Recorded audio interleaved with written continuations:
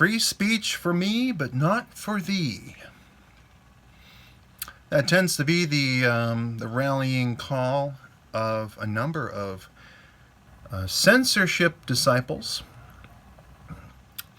They want to be able to speak as freely as they please, but those they disagree with must be silenced. I cannot abide by that. I am, I would say, atheistic on the modern religion that is censorship. I believe in an internet bill of rights. I think that we should be looking to make sure that all voices matter and all voices can be heard. And those that have less credibility can be, of course, looked at, shamed, I guess you could say. You know, they need to be there. If you see someone that has hateful, evil ideology, if they're not in the public square, they can't be shamed, they can't be disproven, their arguments cannot be debunked if they're not present. They become more of a specter, a ghost, a boogeyman, if you get rid of them.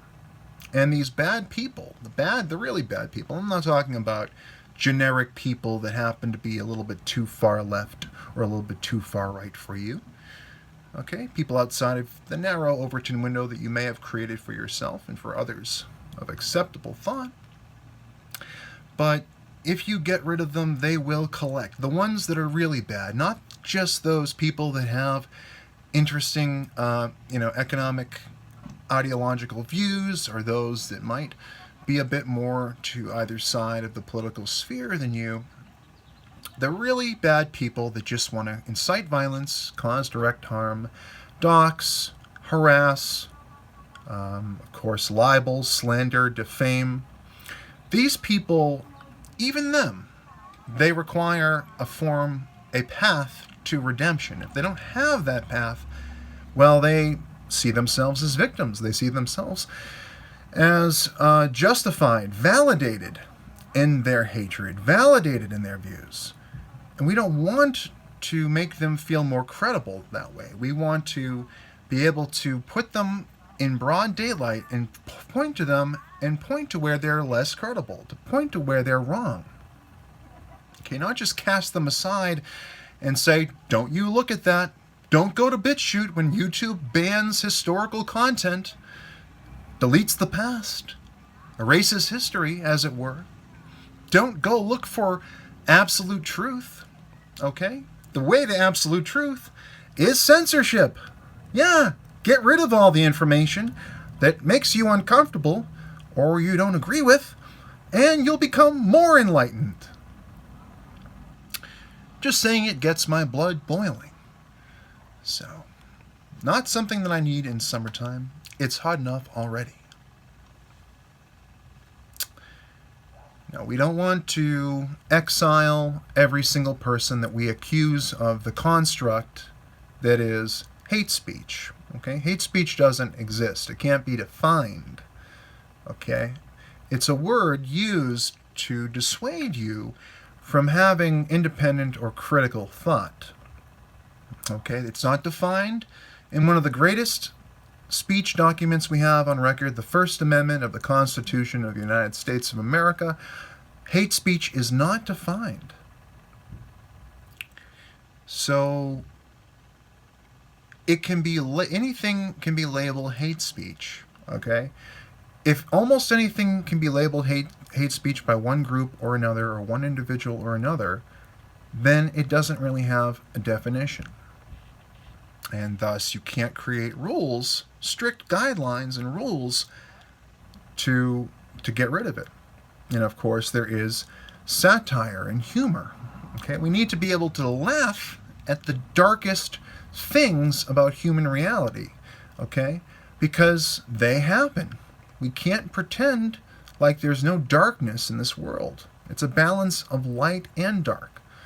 And we need to be able to address all of that and take the power away from that. Okay? Take the power away from those words you can't say on television. Okay? Notably if they're slurs. You don't want to give them power by saying you can't say that. People need to understand human nature. Okay? When you tell somebody they can't do something, what are they more likely to do? Right? they're more likely to want to do it. Now, if they get a little bit older, they grow up, they get more knowledge, they become more mature, they might know that rules exist for a reason, and we don't want to do those things because they may cause harm to ourselves and notably others. We don't want that. But as people, get older, sometimes they lose sight of what is actually happening, what the actual context is for some of this humor. What, it's like when people talk about it, how do we get Congress to come up with an Internet Bill of Rights? How do we get them to come up with antitrust and pro-privacy legislation to stop the tide of people in these major big tech companies like Facebook and Twitter and YouTube, Google, Apple from destroying the First and Fourth Amendments in the digital realm? Like, how do we get these people to do that? When a lot of them are 80, 70, 60 years old, they don't really understand internet culture. They're going on what they understand from their assistants, their grandchildren, and so forth. Like, how do we get to it? So I think it is important to engage the younger people and to get them involved in politics, because they might have insights on these things that fly right over the head of your average 40 or 50-year-old even. Okay? I know the millennial generation and Generation X is very engaged on the internet, but I think that we don't understand. Not every person can just look at anything and understand immediately. I get this. Oh, I understand this. Face value, perfect. I understand the whole thing. There are so many different viewpoints, so many different senses of humor, so many inside jokes. I have the things my friends, I don't even understand what they're saying. Half the things they say are just incomprehensible meme speak.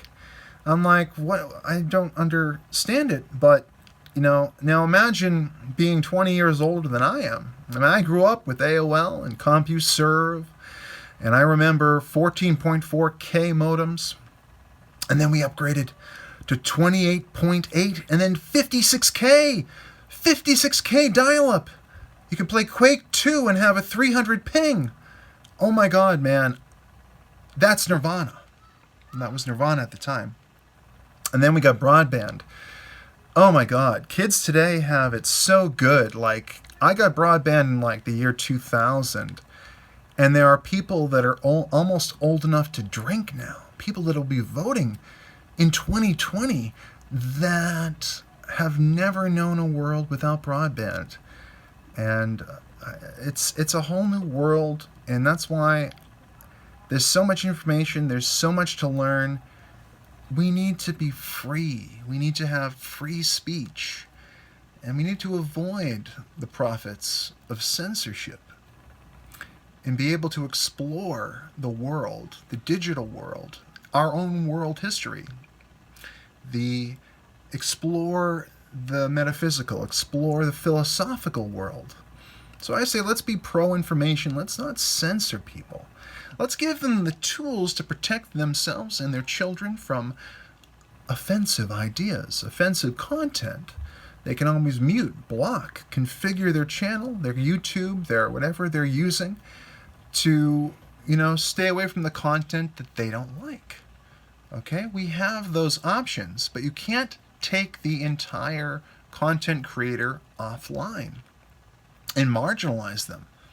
Okay? You can't make them into a martyr. Okay? We need to focus on promoting information, trying to make sure we can educate people and make sure they hear. If you think that one side of the argument is wrong, you should be able to fully explore that with your child or by yourself or with whoever it is and say, look, here is this thing.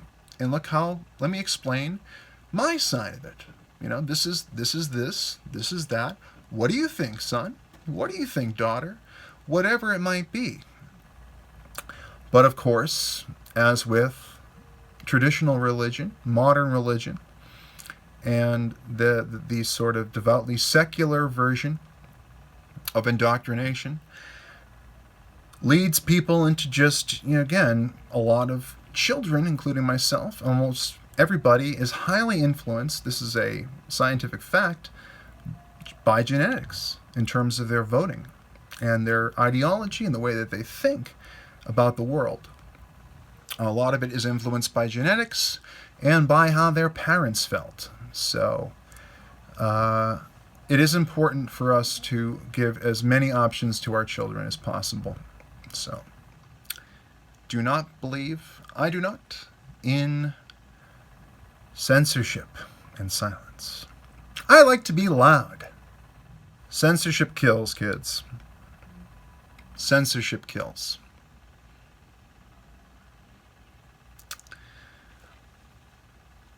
Yeah, so in American politics and in politics in general, it seems that people tend to always fall into two camps.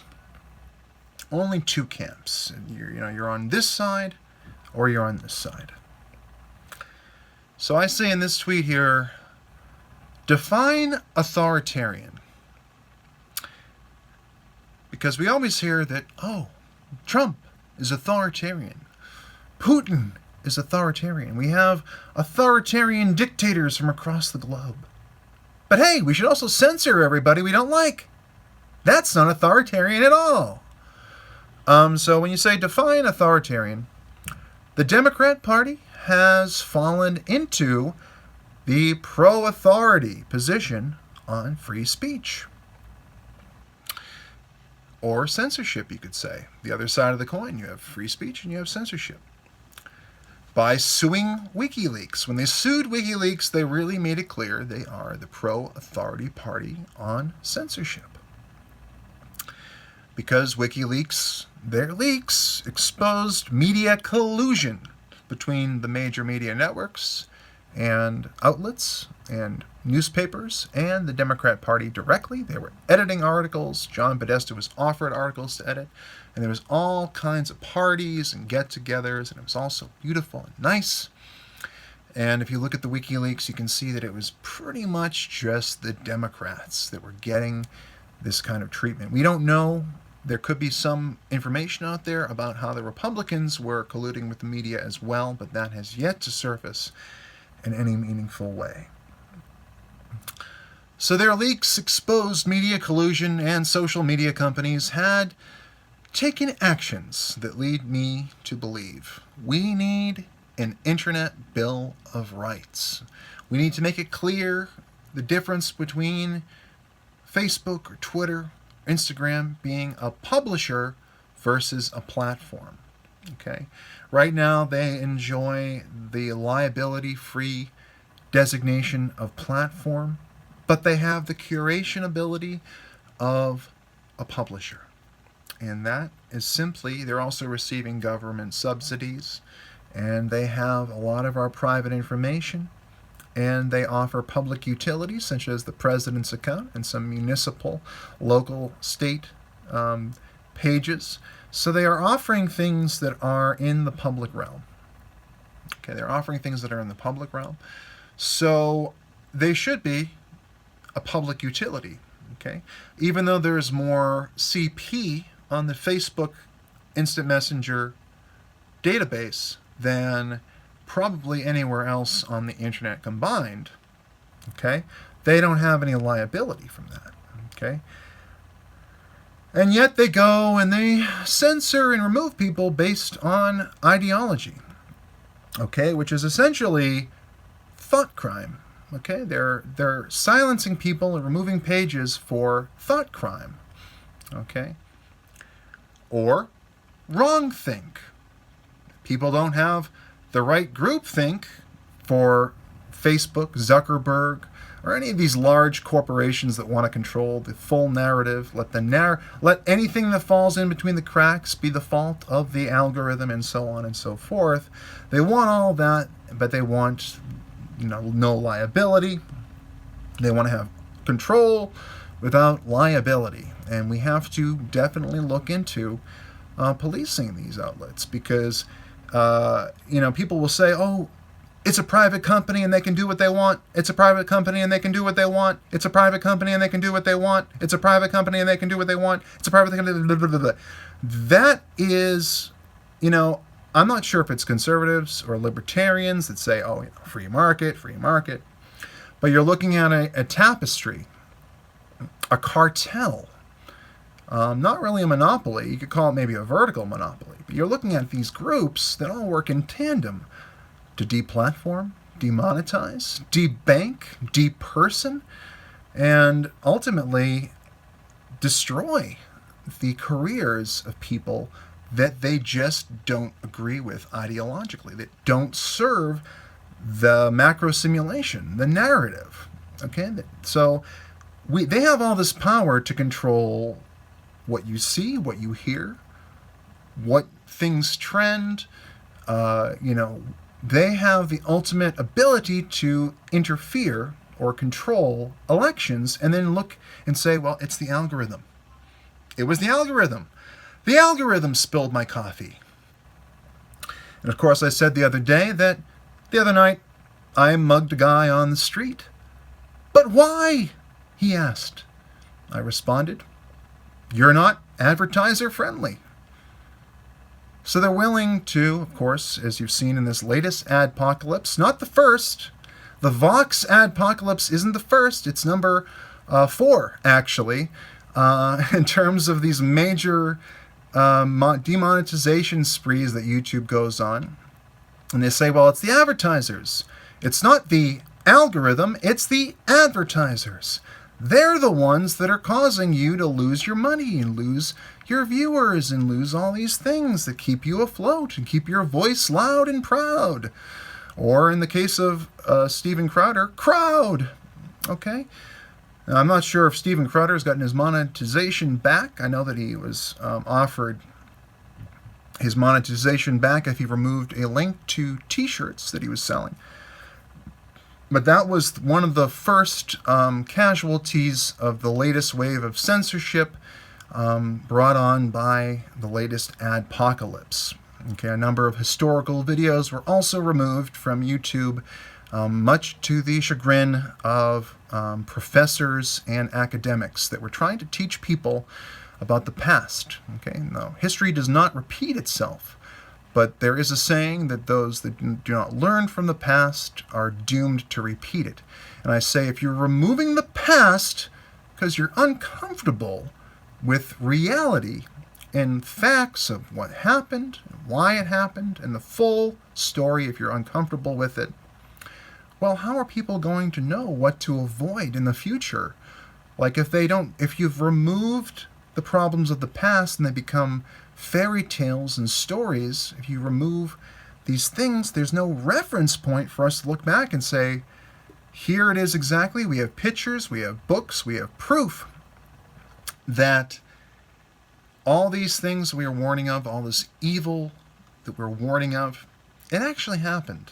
And it's something that can happen again if we don't watch out.